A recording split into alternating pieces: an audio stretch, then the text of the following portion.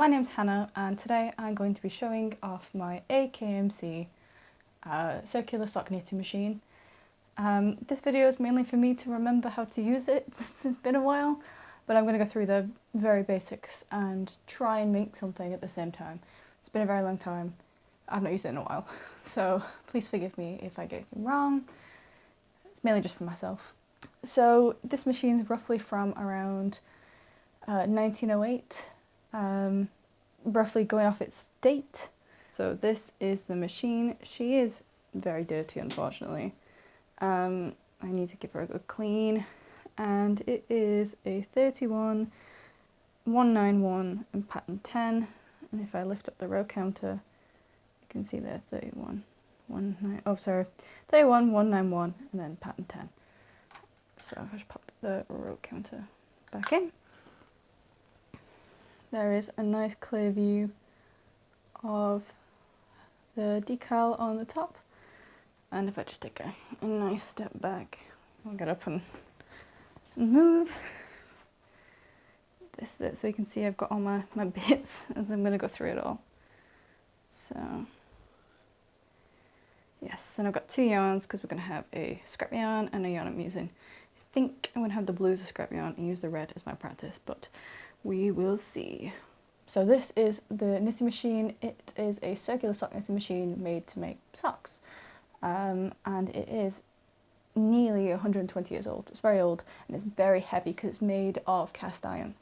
So it's a pain getting it out of the box. At some point I'm going to make a video showing what's in the box. It came with some really interesting newspaper clippings and what lined the box, and other tools and things that I'm not using today because I've got another cylinder which is smaller and the ribber, but I don't have to use that yet, so I'm just going to wait. I'm just going to talk about what I know about this machine. So to start off with, we will start with the row counter. We'll start from this area and go around. So the row counter on this machine is loose. So as I showed the numbers underneath, and it's loose. A lot of these machines do actually have a fitted counter, or some people attach like a counter up here and use it on here. But I have a loose counter on mine, and some people lose these, so quite a few of these got lost. And when I turn the handle and I start cranking, it starts to move. So you can see these are the rows. You can see very quickly that it's going through. So we've gone from row 10, row 15. So it goes very fast. And basically when I want to reset or I need to start a new set of rows, all I need to do is pick it up, whoop, and then focus, and I just drop it back there at 0, and I can start again. On the floor I am using an old curtain because I just moved in and I don't need these curtains anymore, and just to make sure it's not dirty from these weights, and these are my weights. So with this machine, because you are basically going to be pulling down from inside the cylinder, you need weights, and you'll use this thing that looks a bit like a belt buckle, and that basically clamps onto whatever you're making. Oops, stuck my finger. And then it kind of holds it down, because if you don't have it pulled down, I can't get off my finger, oh my gosh. If you don't have a weight pulling it down, it stops all the yarn will pop off the needles and it'll make a mess and it won't knit. So at all times you need weight to be pulling it down at the bottom so it has tension. Otherwise it won't knit, everything will fall off, it'll be a disaster. So we also have this thing called a quick release clasp. So my machine came with a clasp, like a metal brass collar. It's not broken, but it needs a bit of work. So we've gone for this because it's a bit more flexible, it's easy to put needles in. We got it off eBay, and I will add in who they are. Basically it goes around here where this groove is, and it keeps all these needles in. So I'll show you what happens shortly if I don't have this on, basically. So that goes around there and it holds all the needles in. These machines usually take between 1 and 4 ply yarn, which compared to today's standards is very fine. So if I just show you this, you can see it is super fine. There is not much to it. And if you compare it to, I think this is 4 ply here, which is part of my cast on bonnet, it's a lot thinner compared to that. So this is because the machine at the time, you were only using such thin materials, so you wouldn't need thicker yarn. It can't take your standard yarn today, which is like double knit, and that's about 8 ply, I think. So you can't take that, we don't want to use that. So these things are our needles. So this is what we're knitting on. So because this is an 84 slot cylinder, you will need these things. 84 of these. You can see at the bottom, every machine's different. Also, my hands are filthy already, I apologise, the machine's disgustingly dirty. Have these grooves, and this is the shape of the cams inside. If I try and get a good angle, though I can't really see where they are at, on the inside, if I look, there we go. So if I focus, these metal things here, if I just go around, you can see they move. This is the cams. There's a silver groove that comes up and comes down every so often. If I could just try and get a better angle on it. There we go. So this bit here is a lot higher than down here. And basically, it's very difficult to point it out down here. So when the needles are in play, so I put a needle in here, I'll just turn it around so you can see it. There it is. So once the cams come round, so you can see this metal piece down here, when it goes round to this needle, it goes up to grab from the yarn carriage and then goes down again to do the knit. So the reason why the bottom of the needles are that shape is so it can reach up and grab the yarn and be pulled down and knit. They basically, when it goes round, it basically follows a track. So you can kind of see it there. It's very difficult to focus on. And there's like a V-shaped track and it goes round. And basically, when it gets to that point, the needle gets dragged through that track, which forces it up and down again and knits. As you can see, the needles have this slight latch shape. So this is because it needs to be able to lock in the yarn when it's knitting. If it was loose, it might fall off, and you need to guarantee that knit. So when it goes up and down, that latch closes and it grabs the yarn. So earlier I explained that we need the coil here to keep the needles trapped. So you can see now if I don't have it in, these needles can flop around and everything. So they're not very happy. But if I put this on, so give me a second.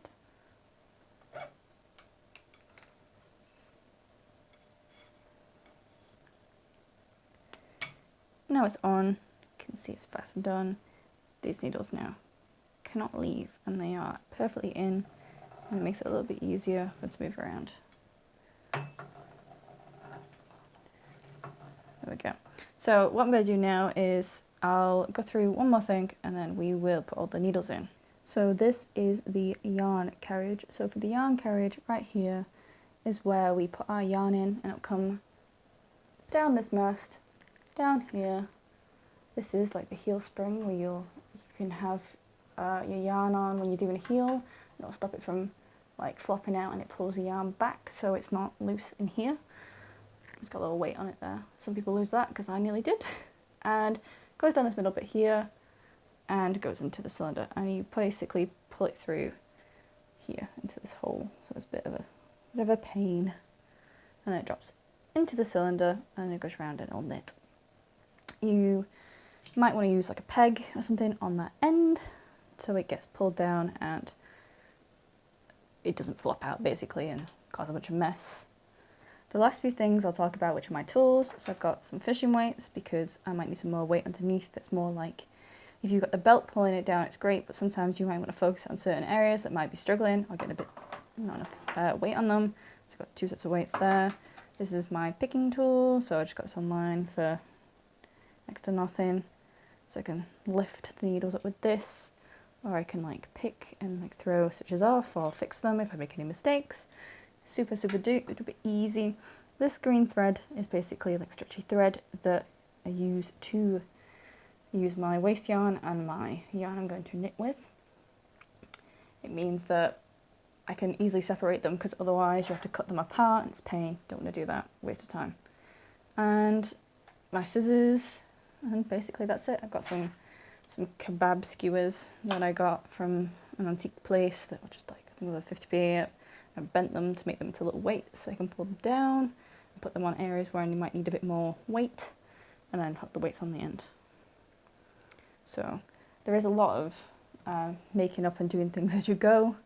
My needles, this is a automatic knitting machine, an AKMC. I use these ones. Angora Valley is where you basically get them now. In America, you can't really get them in the UK, I don't think. If it's most English and European types, I also have another one. Pretty sure these all fit my machine. So Imperia, Symbol and Record. Don't guarantee though, I don't know. This is just what I've got from last time. But yeah, so let's get started. So we are now basically going to fill the machine up and put in all our needles. So before we start, it's very difficult to see. I'm trying to use the camera now. Is you want to make sure these latches are not stiff, because if the latches are stiff, they're going to get stuck. So I'm going to speed up this video. I might show you the first few, put them in, and then just show you putting in all the latches as we go along. So basically what I'm doing is, I think you can see on this side, I'll move the carriage. So I'm going to go down the spring, flick it back, make sure the latch is down, push it down, and now that needle is in work. If it's down, it's in work. If it's up, that's out of work. So if it was to knit, that wouldn't knit because it's up, so it's not in the system. So going through each one, it's a very long process. Put 84 needles back in again, making sure the latches are not stiff, and making sure they have latches, because sometimes when you are going too fast, you might, because this little hole is notorious for bending your latches. So you want to make sure at all times your latches are down. You don't want to break any, because you will regret it.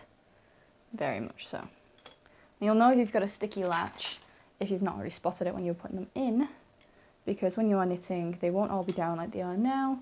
It might be like halfway up this latch thing. And then if that's happening, you want to check if it's bent. If it's bent, get rid of it. It's useless. If it's just a little bit stiff, you can soak it in some sewing machine oil, and that should fix it. So it shouldn't be too much of an issue. So I'm going round, popping them in.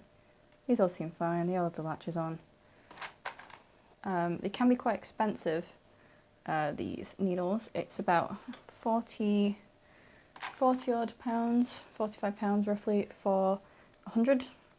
And obviously I need 84. And if you are unlucky and you are new, or you just go really fast, or you don't really pay attention, you can break quite a few quite quickly.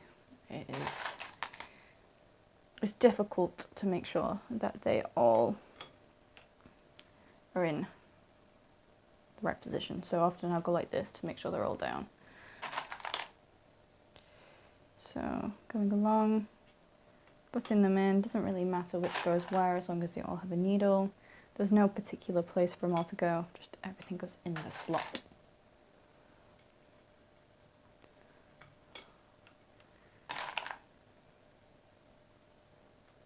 What I'll do now is I'll speed this video up and I'll just keep going around, putting all of my needles in.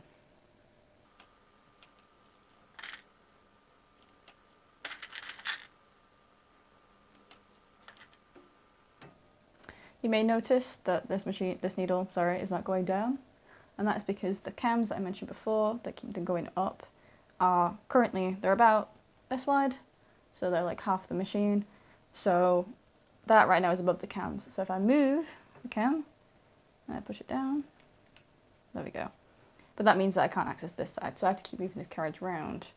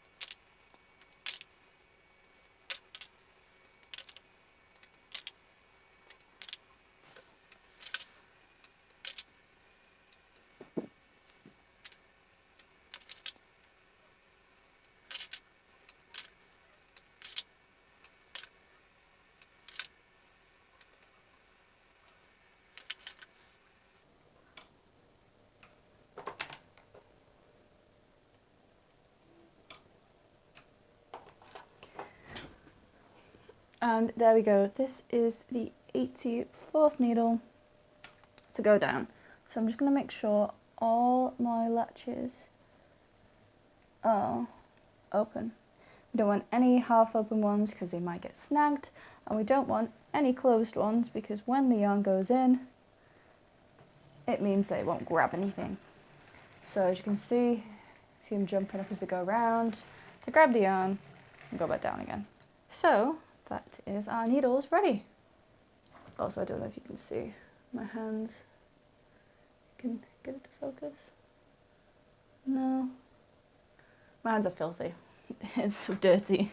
So the next stage is to grab the yarn we're going to use. So I'm going to just look at how strong these two yarns are because snapping is not good. And I'm probably... I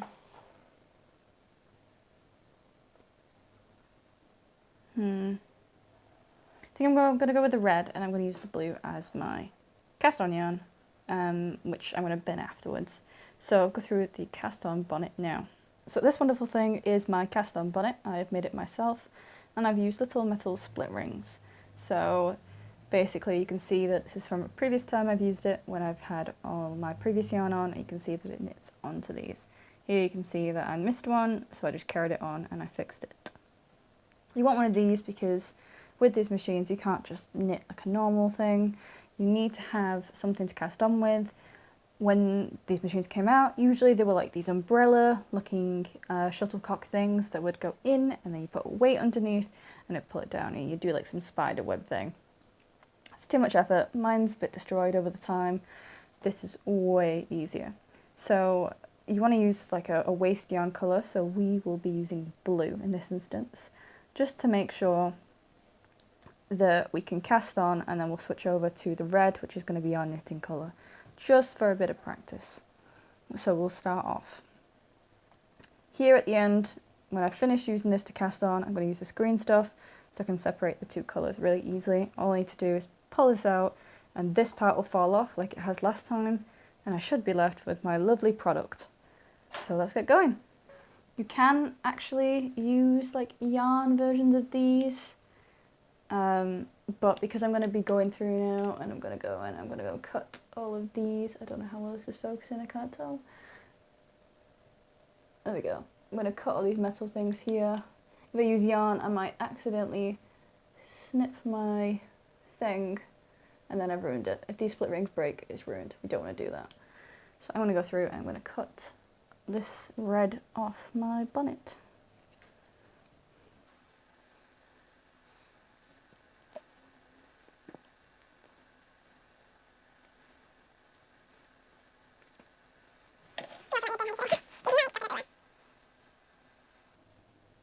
It's very important as well that you go really slow, because you don't want to accidentally cut your bonnet, because if you do, you've ruined it and you'll have to make a new one. And it's an okay beginner project. It's not too bad, but you don't want to be doing it again. So you can see I've started cutting it off. I'll get all the bits of red off in a minute, and then this is just hanging off.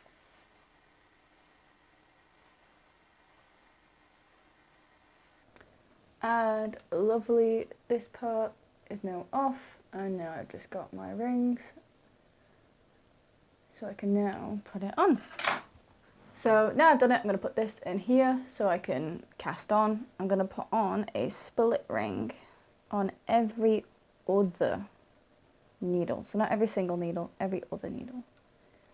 It's important to make sure it doesn't accidentally go into two needles because it won't knit. It is much better to use yarn as split rings, as your little like things to put on, because it likes it better, but they're not as durable, and you might accidentally cut your yarn, which is not good. Your bonnet, sorry, so it's not good. So I prefer the metal ones. I might just need to give it a bit of help just to start off with. So I'm going around putting a split ring on every other needle to make sure it's not accidentally put it. So let's put one on that one. Let's take it off. We don't want it on there. If it doesn't knit, it's not the end of the world. You always can fix it later. So So this looks good so far. Every other needle. You also can buy these bonnets, you don't have to make one yourself. You can buy them online, people do make them. Try and turn it a little bit, but it's not going to be very happy because these are going to fall off now because I've just accidentally moved it. So that's my mistake. So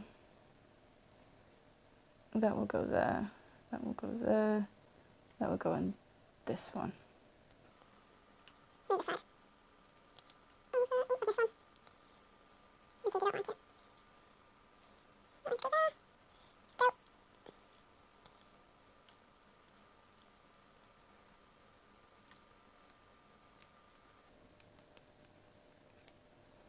I need to check as well if it's knocked any latches up because it might have pulled some up as I've gone around.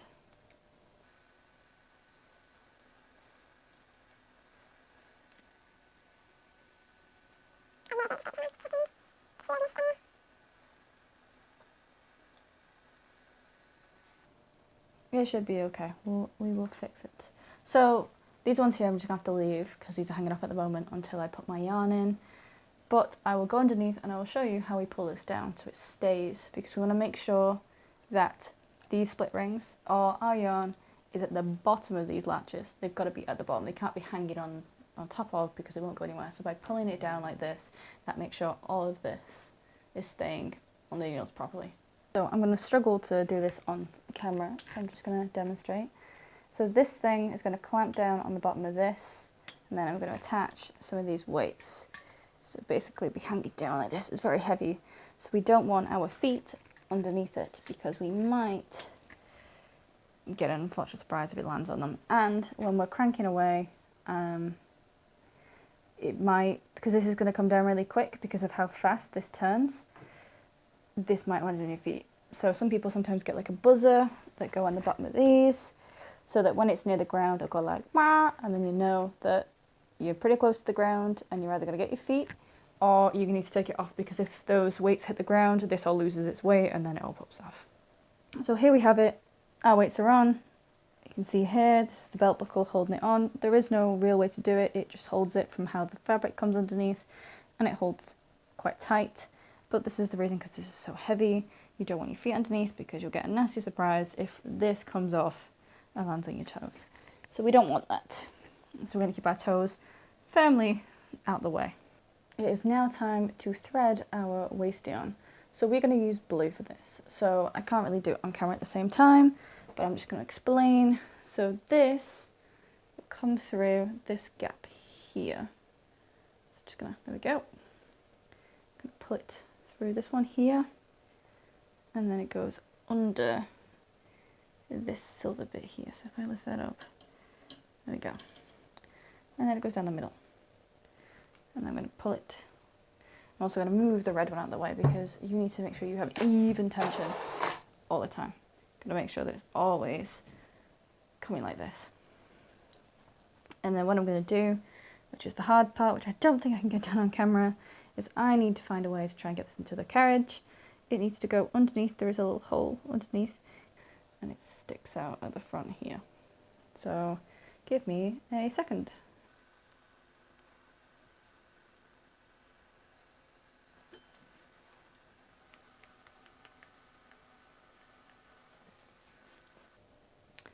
So as you can see, it's now threaded, so I'm going to throw that into the middle. And to make sure that it is not going to spit back out, I'm going to put peg in there. I might put another peg on it actually, just to make sure it's a bit heavier. Oh, would help if the peg stayed.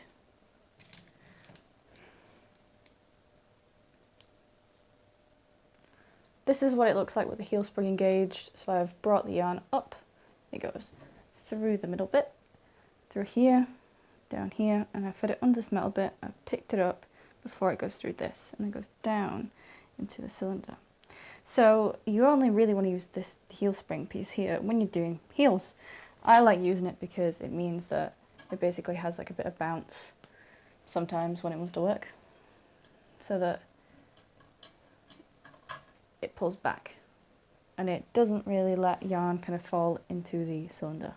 So now for the fun part of actually getting this machine to start working. We are going to try and slowly turn this and move it. I'm actually going to not let it knit on that one because I don't want it to go there. And I'm going to make sure that, as I said before, all the latches are down. So you can see this latch is up. We don't want any latches up. So I'm going to go around and make sure all the latches are down. That feels like it's up. We don't want any latches. So right now, the split rings are just on top of the latches on some of the needles. When the needles go up from the cams, it should go up, and then the split ring gets left at the bottom of the needle, if that makes any sense. So when it knits, they get thrown off. It's going to struggle a little bit because it doesn't like the split rings, so I'm going to have to go around and help it a little bit as I go around. So before I start, I'm just going to make sure all the latches are down. I'm going to slowly move this around just so I can get these last ones on. At the same time, just making sure each of these is catching a needle and being knit. And I'm going to have to throw the split rings off because they might not want to fall off. So that's what I'm doing. So I'm going to go very slowly. It's probably, I'm going to have to hold it forward because I don't want to do it. Oh, there we go. So this one's stuck here, so we don't want this one. You can get off. There we go, off. It should, I say knit, if it wants to. Oop. So, again, another one that needs help. So I'm just going very slowly. I'm just going to put these split rings on that I've missed here. So going on every other needle. There we go. And now I'm going to slowly guide it round, hoping that there shouldn't be any issues. It should just knit. So I'm just pushing each split ring forward just to make sure that it's happy. This is so far so good. No needles getting bent.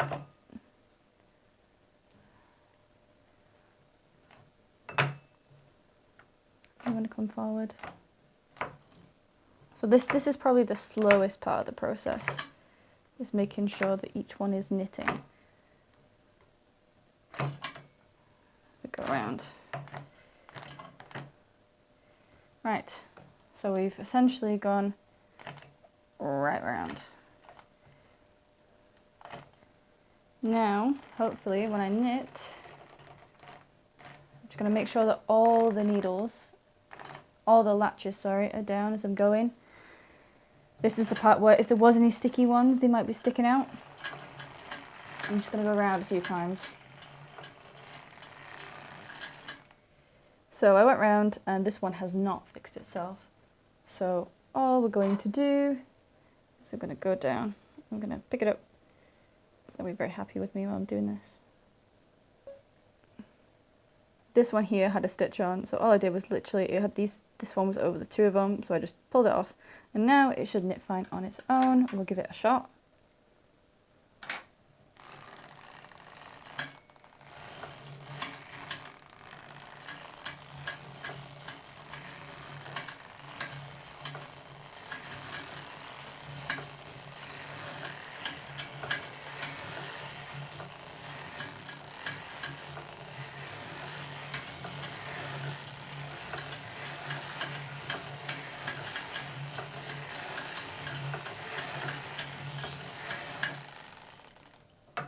So I have now gone round 20 times and I have now got a perfect knit. So it stopped having issues. You can see there at the bottom where I was showing before, it wasn't very happy, but I've let it carry on, I've moved the stitches around and now it's happy.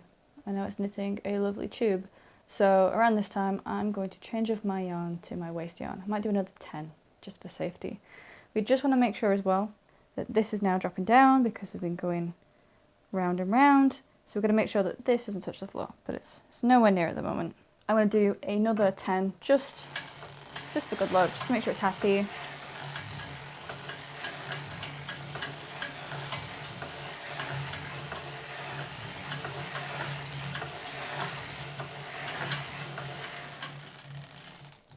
And and that is about 30 rows. So I'm just going to stop it here on this side. That's 30 rows. Brilliant. It's done very well. It's very happy. Quite glad this yarn hasn't snapped because it's quite thin, so there's a chance that sometimes it breaks and then you got to start again. So what I'm going to do is I'm going to cut my scrap yarn and I'm going to let it fall into the centre. So we're not going to keep knitting, we're just going to let it fall into the centre and we're going to leave it. We want to make sure that here in the cylinder, we're just going to make sure that it's still wrapped around this needle. So I'm going to give you a bit of a close-up. Hopefully I've not lost anyone yet. When I cut my scrap yarn up here, because I'm cut it further up, you can see here that it's around these needles. We want to make sure that it falls through the gap into the middle, down into the centre. Now, I forgot to mention before, this machine has different tensions. It's got 1 until 6, and I'm currently on about 4.5. So what I'm going to do now is I'm going to cut this at the top. You can't see, but I'm cutting the yarn at the top of this mast here, and I'm just going to cut it, and I'm going to grab my picking tool or whatever tool you might want to use, and I'm going to grab it through here, and I'm going to pull it through. I'm going to pull it down into here. So it's gone into the cylinder now, so it's out of the way. I'm also going to use a peg as well on this. Another peg. We love using pegs. Maybe a grippier peg, a wood peg might be better. So there we go. So a bit of weight on it, so it's being pulled down.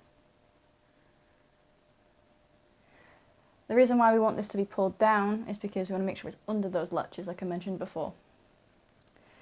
So now we're going to grab a little bit of this green cord, which is called ravel cord, and this is going to be able to help us later on, so we can pull this out and it should pull our waste yarn and our product, or what we're making, out together.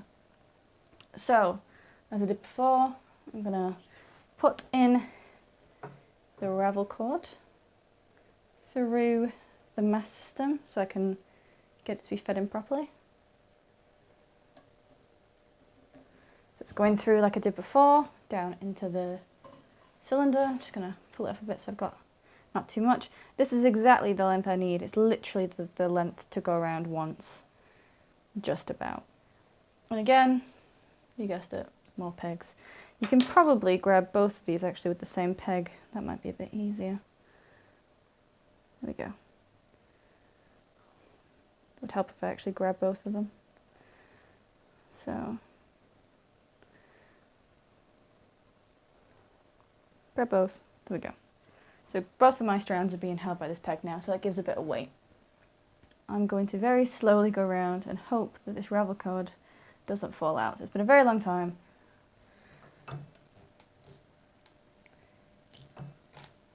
Oh, so you can see I made the mistake. I didn't hold on to the yarn to make sure that it stayed, so now it's all fallen through.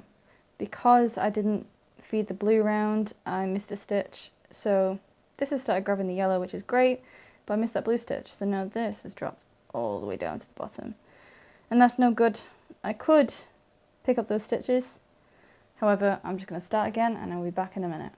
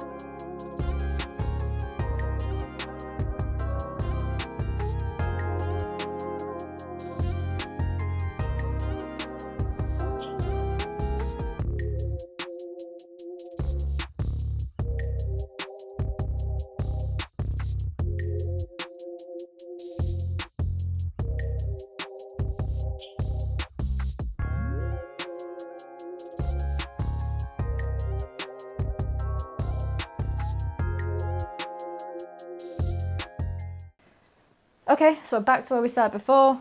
We've got our yarn and we're now going to change it over to our ravel cord. So I'm going to cut the top again like I did before. I'm going to unhook it with this. I'm going to throw it here. I'm going to peg it. The mistake I made, that I remember from last time, is I need to hold this yarn up when it goes round. It's very difficult to see on the camera. I need to hold the yarn up where the carriage is so it takes it, because otherwise it's too low and it falls off. It needs to be fed, basically. It needs help. So, like last time, I'm going to put this through at the top. I'm trying to go a bit quicker now because I am losing daylight. It's getting dark and late. Nope, wrong way. I'm going to go this way. So go back to front when you thread the mast. I think this time I'm going to change my tactic. I'm going to try and hold my waste yarn and feed it in to make sure it's above the latches. So you don't want where the bottom of the latch is, you want to hold it above so it gets knit in. I'm going to leave the ravel cord to do as it pleases. So with my hand I am holding up the yarn to make sure that before the needle that's taking the ravel cord, which is that one, I'm going to hold this up.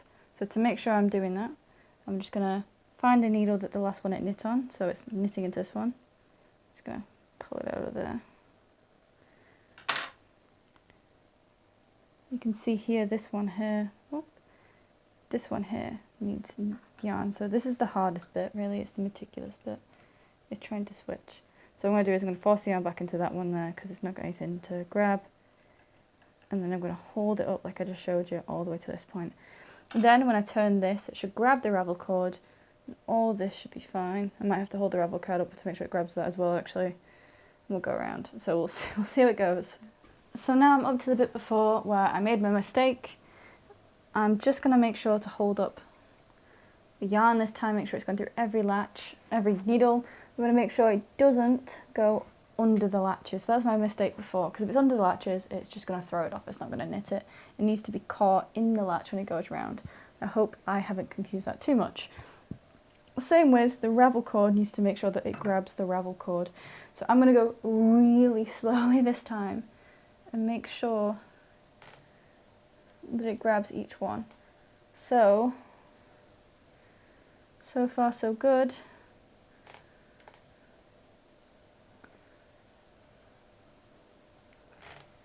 That looks good. Gonna grab my peg, throw it in the middle. So this needs to go around now and just do a whole round. Just gonna make sure it goes in every single one.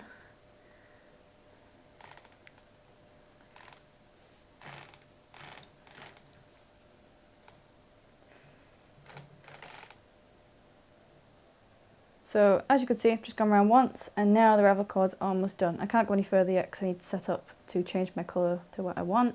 But you can see here, I'm back to where I was with the blue and now I've got one whole loop. So once we're done, I can just pull this cord out because it's stretchy and the blue and the red should fall apart later on. But we'll see how that goes. So I'm going to do the exact same thing as I did before. I'm going to feed the red in. I'm going to throw this out. Feed the red in, hold the ravel cord up to make sure it's all knit, and then the red should go, and then we should be ready to start. So we are now at the end of our green. I'm going to put the red through the top, and the colour we are using for our project. So with our green, I'm just going to pull this out here. I'm going to hold it up so I make sure that all these go in. So I'm going to go very slowly again, and this time hopefully we will have our sock to start. So I'm going to go around slowly and we should have our project yarn in the machine ready to go.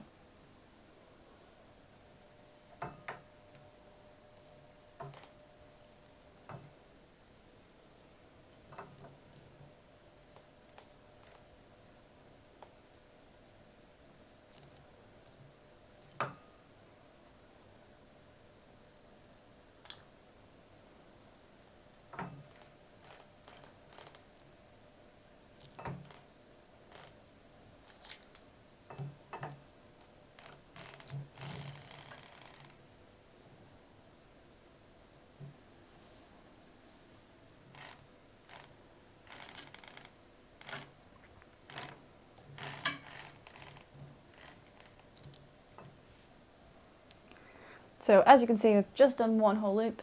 It's knit, we've got no mistakes, it looks very happy. So I'm going to start and just do a few rows. I'm not going to make anything for this video in particular, I'm just showing you how to put things on the machine and how it works. I'm going to try and learn some new things, maybe show it off if I can, but this is basically just going through, showing how to put it on. So now I'm just going to do a ton of rows. I'm going to set my row counter back to 0, and I'm just going to keep going, and I'll show you how quick in seconds I can do so many rows. So I've got 0 now, and I'll just go for a bit.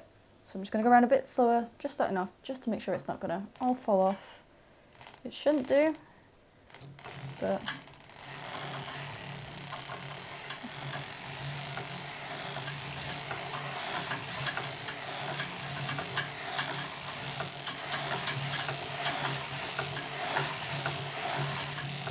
so that's 10. What I'm going to do now is just do some rows for a bit, keep going, and just show you how quick it is. But I'm just going to adjust the tension. So I'm going to go down.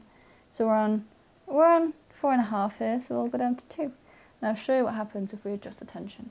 So that was 10 rows, we're going to keep going. So this is at tension 2.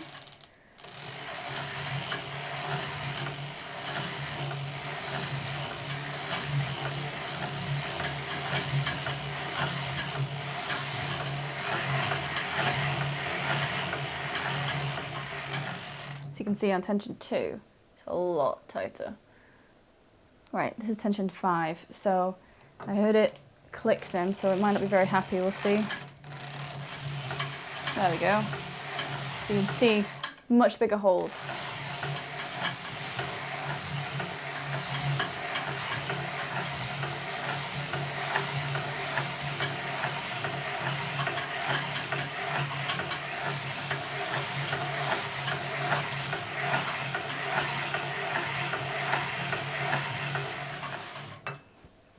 So we're just about at 50 rows here now. It is very long, so I will go underneath. So you may remember when we started, we used this here, and this was all on the machine. You can see here now, as I'm going down, it starts to make a tubular shape as it goes down. Our weights are very nearly at the ground, so we've got to make sure that we adjust them again. If you don't, all this will spring off. So, but that's what it looks like down the middle. See all my pegs at the bottom.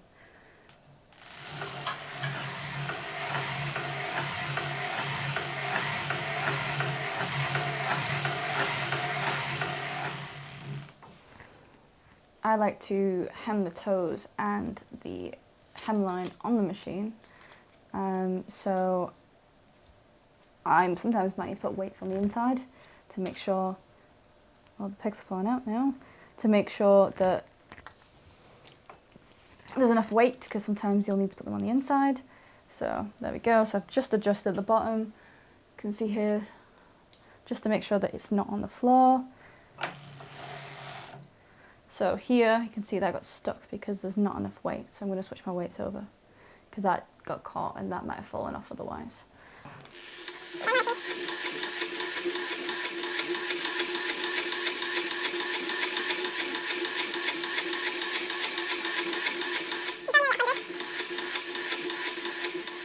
And that is 100 rows. So what we're going to do now is I'm going to take it off. So all I'm going to do is I am going to cut my yarn at the top here. So my yarn's cut like we did before. I'm just going to pull out that, throw it into the carriage. We don't need it anymore. I'm going to take our weights off because if we don't, the entire thing's going to fall to the floor and we don't want that. And I'm just going to pull on the bottom to make sure everything's fine. I'm going to pull and I'm just going to go around. It's super important that you make sure your latches are down at this point as you go around, because they'll all spring up as I pull it off, and if I go back round again I might bend a latch. So we're going to go round. I'm going to put all these latches down so that they don't break when it comes round again. Latches down. Or up at this point, doesn't really matter. Just as long as they're not sticking out. Brilliant. Go around a bit more. Make sure none are out.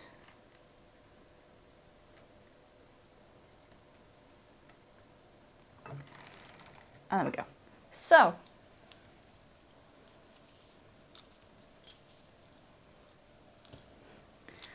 So we have our cast on bonnet that we cast on with at the beginning. We have our scrap yarn, which is the blue, which we're using just to cast on with. And we have our red, so this red would be when you want to, what you'd be using for your socks. It could be thicker, it could be like this bonnet, at a 4-ply, or you could be doing stockinette tight things. So, depends on what you prefer. You can see here, my camera picks it up clearly, if I stop catching the yarn on the needles. You can see there, maybe, where I used 2 and it was really tight, and this is 4 and then 5, so you can see how the tension changes. If you want really tight socks with no holes in, you want to go to a 2. And that's basically it. You basically would just do a long tube, you'd hem the ends. There's a bit more work to do in a heel, but that's how the machine works, and it's extremely fast, very quick. You can easily fly through stuff once you know what you're doing. These machines can be very expensive. They're at least $1,000 a piece now because of their age. A lot of the ancient ones, the antique ones from the early 1900s up to the 50s were scrapped during the war for warfare because it's cast iron. So there isn't that many left, especially in working order. And I think it's a real treasure that I get a chance to use this machine and show it off. I want to do more things with it, hopefully, maybe demonstrate, because it's interesting to see a piece of history working that has been sat in a box for 50 years, maybe longer. But yeah, thank you for sticking around and watching. I know it's a very long video. This is mainly just for myself so I can learn and see my mistakes. I may have not explained things particularly clearly at times because I was frustrated. It's been really, really great, and I'm glad to get this out again and show people what it's like to use. So thank you for your time. I hope you've learnt something, and see you next time. Bye.